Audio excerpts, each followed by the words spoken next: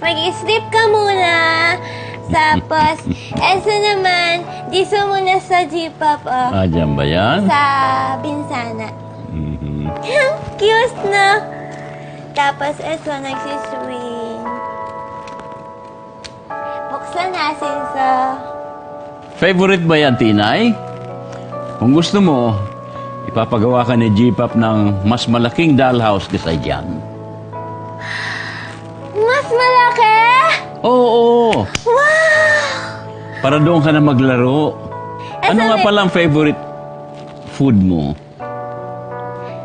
Nilagang islog at saka yung gulay na may sabaw at saka fish po. Saka cheese. Fish! O, lahat yan ipaluluto ko pag dumalaw ka sa bahay.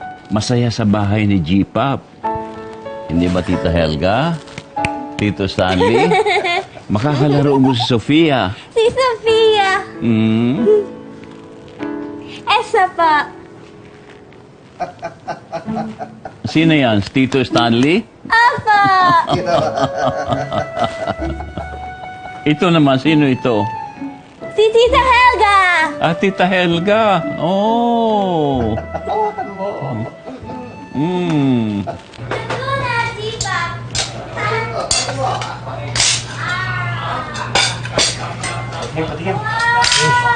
Mamaya na. Ano ba? Ang gulo mo. Hindi ba nakakahiya ang pagkain natin? Lola, sabi niyo po, ito na yung kaya ng budget natin, di ba? Okay lang. Pasensya na po eh. Hindi kasi ako natanggap dun sa call center na ina-playan ko eh. Pero, may bagong bukas sa gym dyan, sa kanto. Oh. May opening. Gym instructor. Baka mas pasok ako dun, di ba? Ayaw mo na, huwag mo na intindihin yun. Basta, magtiis na lang muna tayo. Eh ako, sigurado ako magugustuhan din nila yan. Eh, basta kasama ni Don Miguel si Tinay. Eh, hindi ba? Happy lang. Huwag na, mamaya. Ay, bakit ho, Don Miguel? Ani, Berto, may ipakiusap ako sa inyo. Ano po yan? Gusto ko sana makasama si Tinay. Gusto ko siyang kunin.